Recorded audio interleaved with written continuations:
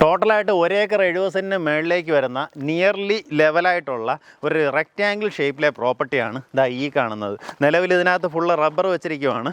പക്ഷേ ഇപ്പോൾ റബ്ബറിൽ നിന്ന് നിങ്ങൾക്ക് ഒരു ആദായം വേണമെന്നുണ്ടെങ്കിൽ ആ രീതിയിൽ വേണമെങ്കിൽ വെട്ടിയെടുക്കാം. ഇനി അതല്ല, ഇതിനെല്ലാം തട്ടിക്കളഞ്ഞ് നമുക്കിതിനെ പ്ലോട്ടുകളാക്കണമെങ്കിൽ ആ രീതിയിലും ആക്കാം. ഇതിൻ്റെ തൊട്ടടുത്ത് അങ്ങോട്ട് കണ്ടോ, അതിൻ്റെ അപ്പുറത്തേക്ക് ഫുള്ളായിട്ട് ഇതുപോലെ ഹൗസ് പ്ലോട്ടുകളാക്കി മാറ്റിക്കൊണ്ടിരിക്കുകയാണ്.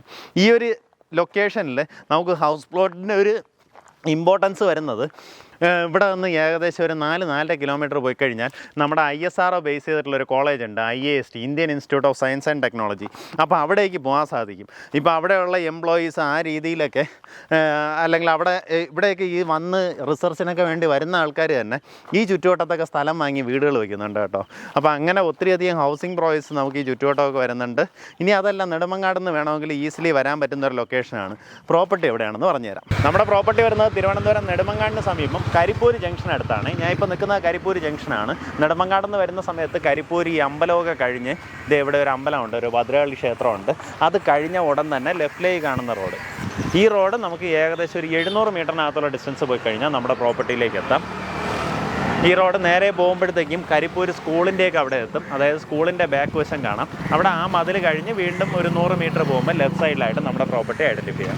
അപ്പോൾ നമ്മുടെ കരിപ്പൂർ മുടിപ്പുര ജംഗ്ഷനിൽ നിന്ന് ലെഫ്റ്റിലേക്ക് കാണുന്ന വഴി ഏകദേശം 700 മീറ്റർ പോയി കഴിഞ്ഞാൽ നമ്മുടെ റോഡ് ഫ്രണ്ടേജ് വരും. റോഡെന്ന് പറഞ്ഞാൽ നല്ല വീതിയുള്ള റോഡ് ഫ്രണ്ടേജാണ് പ്രോപ്പർട്ടിക്കുള്ളത്. ഏകദേശം ഒരു 50-60 മീറ്ററോളം ദൂരം നമുക്ക് റോഡ് ഫ്രണ്ടേജും കിട്ടും. എന്നിട്ട് ഇങ്ങനെ നീളം വാക്കിന് നല്ല റെക്റ്റാങ്കിൾ ഷേപ്പിലാണ് പ്രോപ്പർട്ടിയുടെ കിടപ്പ്.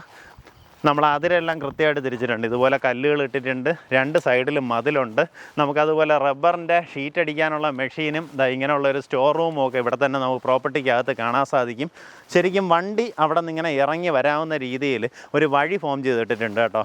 അതുകൊണ്ട് തന്നെ നമുക്കിനി ഇങ്ങനെ ഇതിനകത്ത് പ്ലോട്ടുകൾ തിരിക്കണമെന്നുണ്ടെങ്കിൽ ഒരു സൈഡിലൂടെ ഈ വഴിയിട്ട് അകത്തേക്ക് നമുക്ക് വേണമെങ്കിൽ ഇൻറ്റേർണൽ റോഡ്സ് ഫോം ചെയ്യുകയോ അല്ലെങ്കിൽ ഒരു 10 സെൻറ്റ് വീതമുള്ള പ്ലോട്ടുകളായിട്ട് മാറ്റുകയോ ചെയ്യണമെന്നുണ്ടെങ്കിൽ നല്ല കിടിലം കിടുക്കാച്ചി പ്രോപ്പർട്ടീസ് ആക്കി എടുക്കാൻ സാധിക്കും. കാരണം എന്താ വെച്ച് കഴിഞ്ഞാൽ നമുക്ക് ഈ പ്രോപ്പർട്ടിയുടെ ചരിവ് നോക്കി ഭയങ്കരമായിട്ടുള്ള ചരിവല്ല, ചെറിയൊരു ചരിവേ ഉള്ളൂ. നമുക്കിതിനെ ഓരോ തട്ടുകളാക്കണമെങ്കിൽ ഓരോ തട്ടുകൾ തമ്മിൽ ഒരു 2 അടിയോ 3 അടിയോ പൊക്കത്തിനുള്ള ചെറിയ റീറ്റെയിനിങ് വാളുകൾ അടിച്ചു കഴിഞ്ഞാൽ നമുക്ക് നീറ്റായിട്ട് പ്രോപ്പർട്ടി ഡിവൈഡ് ചെയ്യാനും സാധിക്കും. അപ്പോൾ ആ രീതിയിൽ ഹൗസ് പ്ലോട്ടൊക്കെ എടുത്ത് ചെയ്യാൻ താല്പര്യമുള്ളവർക്കാണെങ്കിലും ബന്ധപ്പെടാവുന്നതാണ്.